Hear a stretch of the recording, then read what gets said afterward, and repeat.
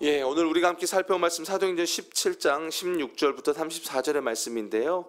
16절부터 27절까지만 저희 같이 봉독하시도록 하겠습니다. 교독하겠습니다. 사도행전 17장 16절에서 27절까지만 읽도록 하겠습니다. 제가 먼저 읽겠습니다. 바울이 아덴에서 그들을 기다리다가 그 성에 우상이 가득한 것을 보고 마음에 격분하여 회당에서는 유대인과 경건한 사람들과 또 장터에서는 날마다 만나는 사람들과 변론하니 어떤 에피쿠로스와 스토아 철학자들도 바울과 쟁론할세 어떤 사람은 이르되 이 말쟁이가 무슨 말을 하고자 하느냐 하고 어떤 사람은 이르되 이방신들을 전하는 사람인가 보다 하니 이는 바울이 예수와 부활을 전하기 때문이로라.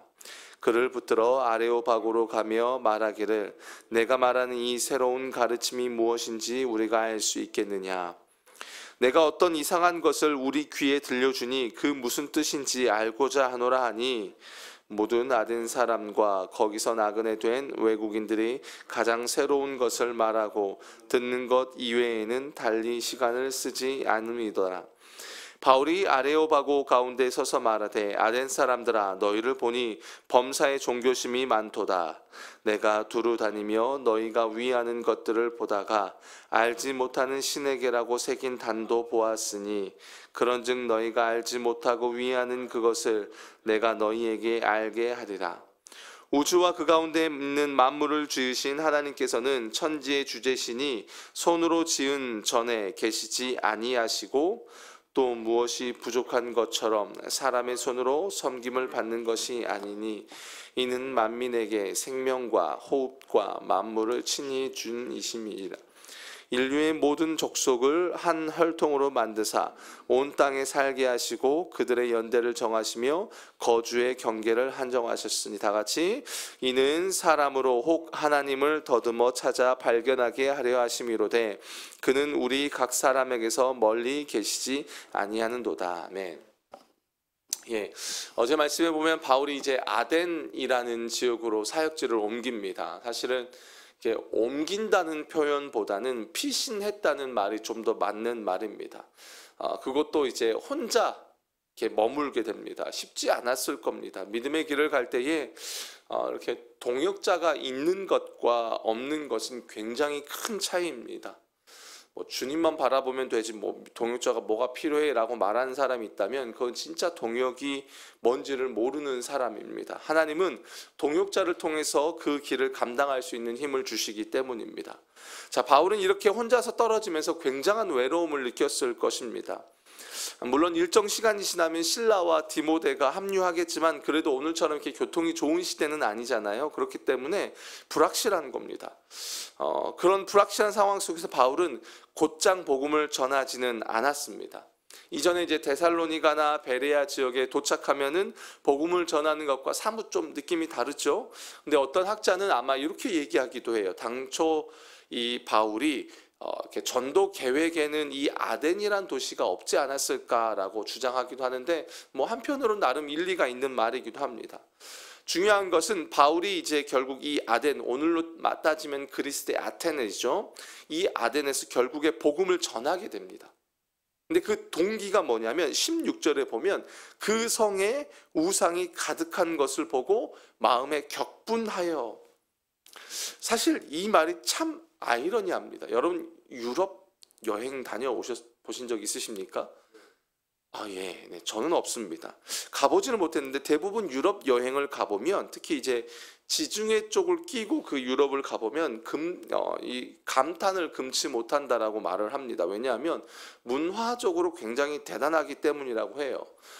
예전에 이제 헬레니즘 문화 또 특히 여러 신전들을 보면서 그 건축물 특히 건축물과 예술 작품의 아름다움을 보면서 그 세련미에 이렇게 매료되지 않는 사람이 드물다라고 이야기를 하더라고요. 근데 바울의 오늘 본문의 바울의 반응을 보게 되면 똑같은 것을 보는데 누구는 감탄하고 누구는 격분을 한다. 이게 어떤 차이가 있는 걸까요? 결국은 그것을 바라보는 관점의 차이가 있겠죠. 대부분 사람들은 그 화려함을 바라보지만 바울은 그 이면에 있는 그 잘못된 우상 숭배의 마음을 본 겁니다.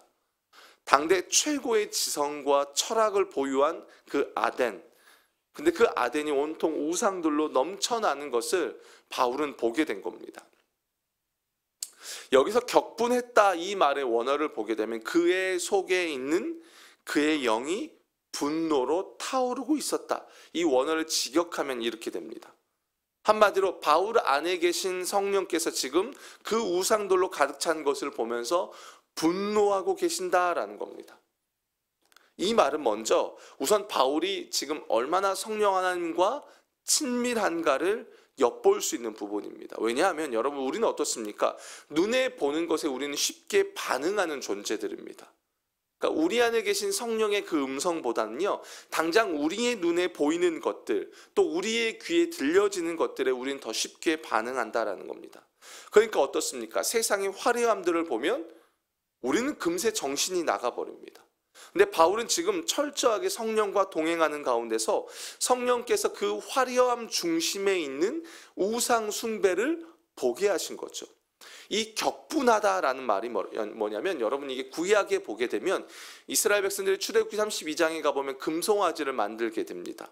그리고 또 남유다와 북이스라엘로 갈라지는 가운데 사마리아에서 금송아지를 만들어서 여호와 대신에 숭배했을 때 하나님께서 격분하신 그 격분을 나타내는 말이에요. 그러니까 바울이 지금 뭐냐면 그냥 단순히 개인적인 감정으로 가는 것이 아닙니다. 개인의 감정을 넘어서서 누구보다도 그 시대를 바라보고 있는 하나님의 마음을 그가 갖고 그 마음으로 바라보고 있다는 겁니다. 이것은 오늘을 살아가는 우리에게도 절실하게 필요한 내용이지 않을까 싶습니다. 우리가 살아가는 이 시대를 하나님께서 어떻게 여기고 계시는지 그 하나님의 관점으로 우리가 시대를 바라볼 필요가 있다라는 겁니다. TV에서 좋다고 하면 뭐 좋고 너도 좋고 하다니까 나도 좋고 우리는 거기에 쉽게 동조합니다. 그런데 쉽게 그런 시대적 분위기에 동조하고 휩쓸리는 것이 아니라 우리 안에 분명한 기준과 관점이 있어야만 흔들리지 않는다는 겁니다. 자녀를 키우다 보니까요, 이 부분에 있어서 바르게 가르쳐야 될 필요를 참 많이 느낍니다. 인터넷이 발달하고 SNS, 유튜브 여러 미디어들에 노출되다 보니까 그렇게 대한 분별력이 없는 시대를 우리는 살아가고 있습니다. 그들에게 바르게 미디어를 바라볼 수 있도록 가르치는 것이 먼저는 우리에게 중요하지 않을까 싶습니다. 자, 어쨌든 바울은 지금 그 동료들을 기다리는 중에 그 성에 우상이 가득한 것을 보고 격분합니다. 그렇다고 바울이 그 격분을 그 성 사람들에게 막 감정적으로 쏟아냈느냐? 그렇지 않아요. 이게 또 바울의 실력입니다.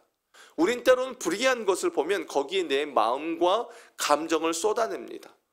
성령 충만이라는 이름 아래에서 우리가 굉장히 많은 착각을 할 때가 있습니다. 내가 옳다고 여기는 순간 내 안에 있는 그 의로움을요, 우리는 상대방에게 너무 쉽게 쏟아낼 때가 있다는 겁니다.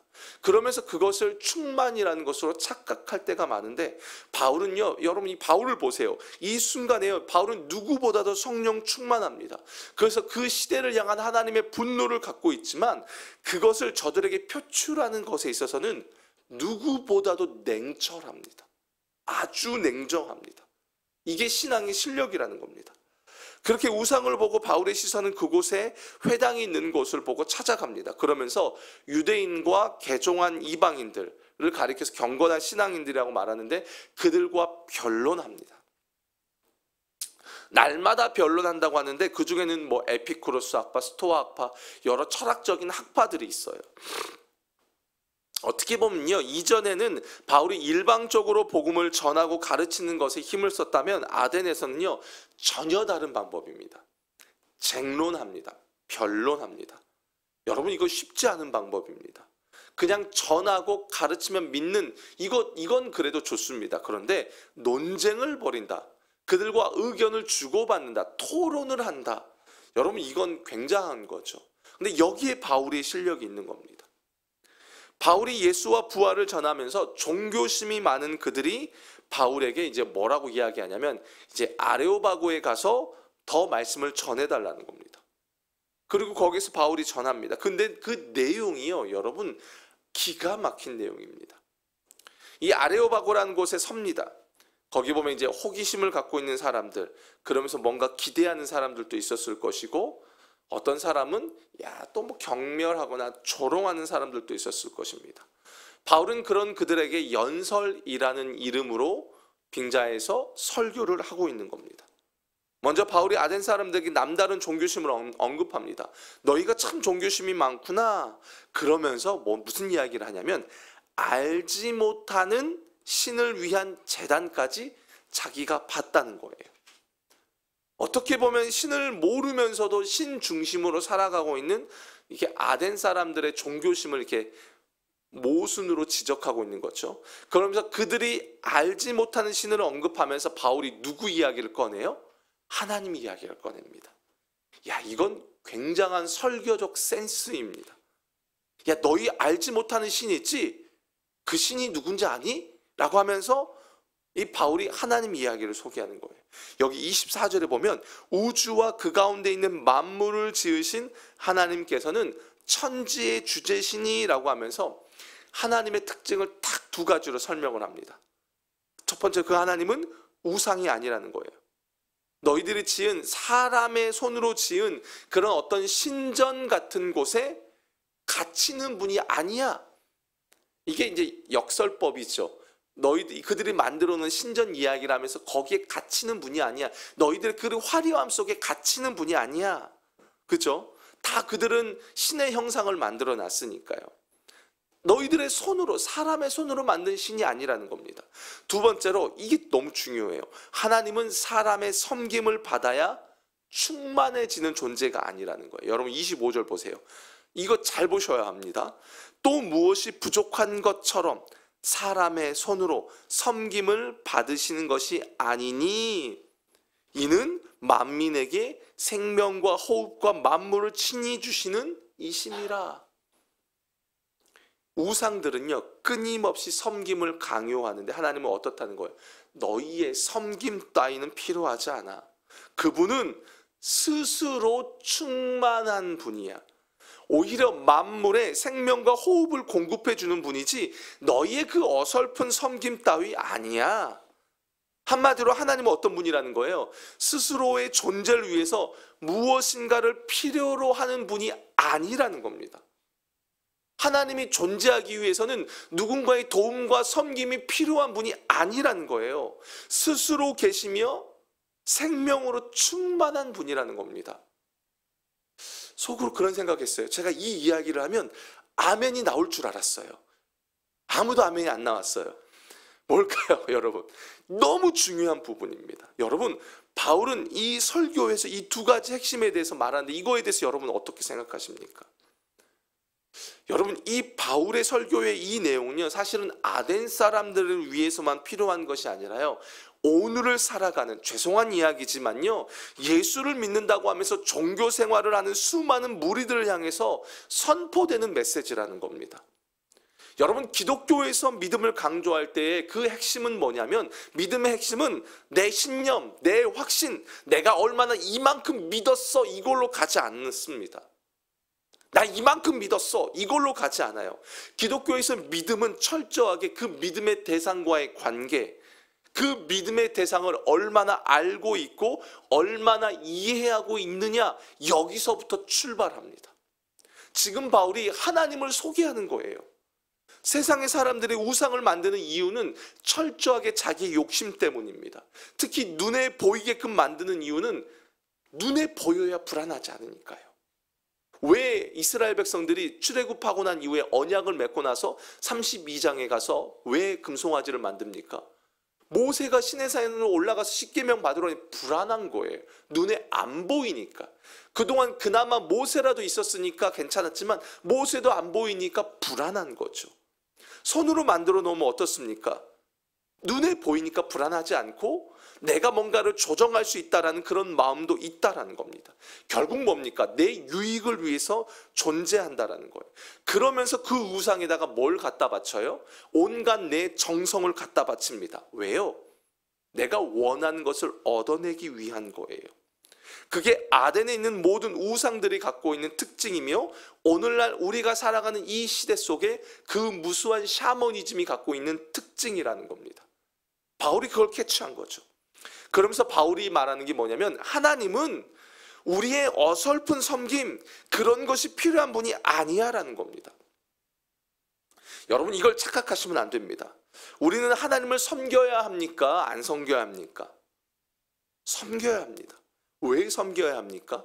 우리가 하나님을 섬겨야 그분이 존재하기 때문입니까? 아니죠. 뭔가 하나님이 부족하시니까 내가 섬겨서 그분을 보충해 드리기 위해서 우리가 하나님을 섬기는 겁니까?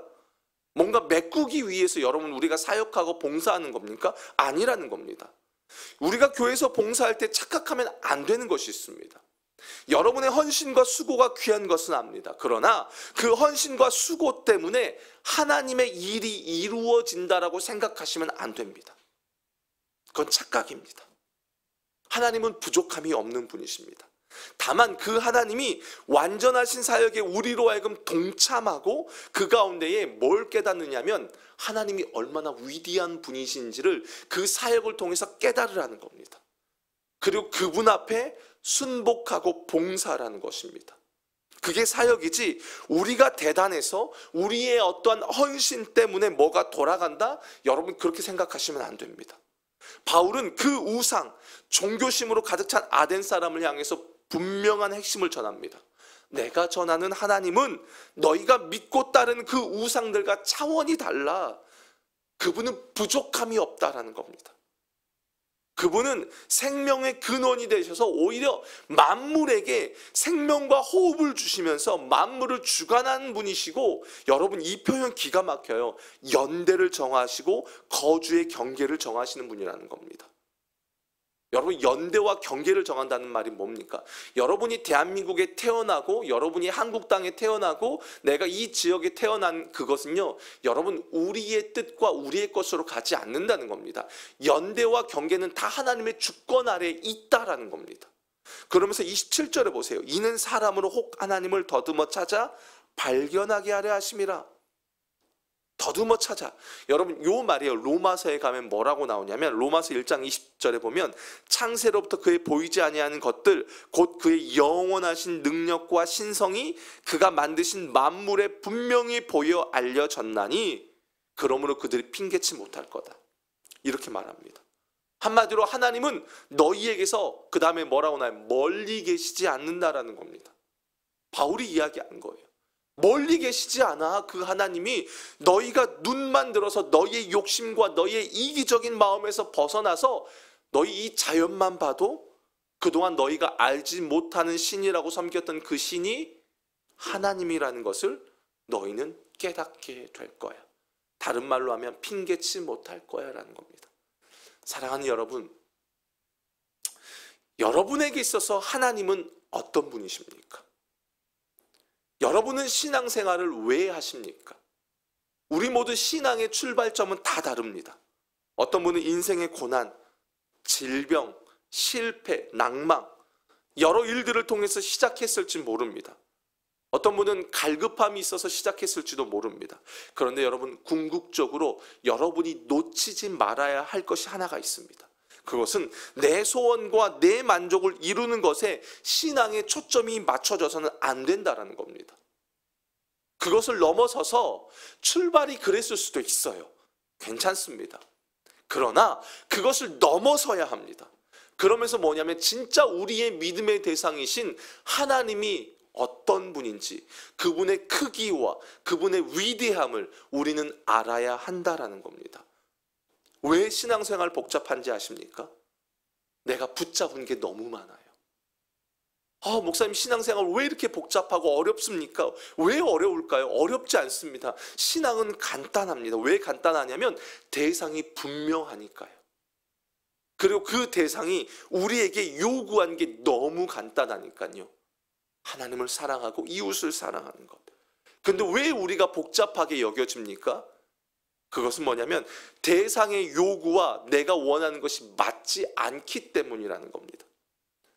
바울은 오늘 본문에서 분명하게 이야기합니다. 그래, 너희들 종교심 많아. 그런데 내가 너희에게 분명하게 전하는데 내가 믿는 하나님은 너희의 손으로 지어지는, 그래서 너희가 마음대로 조종할 수 있는 분이 아니야. 그리고 무엇이 부족한 것처럼 사람의 손으로 섬김을 받는 분이 아니라 만물에 충만하신 생명과 호흡을 주관하시는 분이야 라고 바울은 선포합니다. 여러분, 오늘 우리가 살아가는 이 시대도요, 아덴 못지않은 시대를 살아갑니다. 제각각 자신의 욕심을 위해 우상을 만들기도 하고 자기 자신을 우상으로 여기는 시대를 살아갑니다. 여러분, TV 보면 나 혼자 산다 이런 프로 나오잖아요. 왜요? 왜 혼자 살려고 합니까? 왜 결혼 안 하려고 합니까? 왜 동물을 반려, 이건 사람한테 쓰는 말이지 동물한테 쓰는 표현은 아닙니다. 여러분, 왜 그렇습니까? 누구도 통제를 받고 싶지 않은 거예요. 내 마음대로 살아가고 싶은 거죠. 거기에 내가 쏟아붓고 싶은 거죠. 그게 우상이라는 겁니다. 이 시대 속에 여러분, 바울처럼 의분을 갖고 동시에 그 의분을 내 감정으로 쏟아내는 자가 아니라 오히려 여러분의 관심이 더 믿음의 대상, 진리이신 우리 주 예수 그리스도께로 향하기를 축복합니다. 그래서 더욱 예수를 아는 자로서 이 시대 속에 참 진리이신 우리 주님이 어떤 분이신지를 여러분의 삶에 그 주어진 자리에서 여러분 전하시는 여러분의 삶이 되길 축복합니다. 그러기 위해서는 여러분 안에 분명한 하나님에 대한 인식이 있으셔야 합니다. 그분은 부족함이 없다. 다른 말로 하면 여러분, 교회에서 사역하시면서 착각하시면 안 됩니다. 내 헌신 못 알아줬다고 서운해하시면 안 됩니다. 여러분, 우리의 헌신과 우리의 섬김은 그분의 은혜에 대한 반응입니다. 이걸 기억하십시오. 동시에 그 헌신과 섬김을 통해서 여러분 더 깊은 영역으로 들어가시길 축복합니다.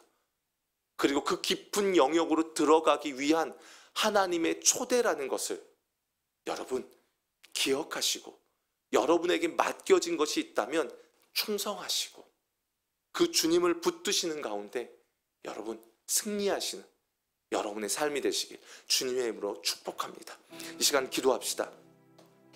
25절에 또 무엇이 부족한 것처럼 사람의 손으로 섬김을 받으시는 것이 아니니 이는 만민에게 생명과 호흡과 만물을 친히 주시는 이심이라. 여러분, 이 하나님으로 충만하십니까? 생명과 호흡과 충만하게 하시는 그 하나님으로 충만하십니까? 이 시간 기도할 때 하나님, 내가 이 말씀 그대로 하나님이 어떤 분이신지를 내가 굳게 믿고 내 손으로 무엇으로 할 수 있다라는 교만함을 버리고 오히려 생명의 주관자 되시는 하나님 앞에 내가 기쁨으로 헌신하고 사역하면서 그분 안에 더욱 들어가는 신앙이 되게 해달라고, 그분을 알아가는 기쁨과 은혜가 내 삶에 넘치게 해달라고 이 시간 우리 주님의 이름 한번 부르짖고 여러분 간절히 기도하시고 여러분 각자 개인 기도하시고 돌아가시겠습니다. 주여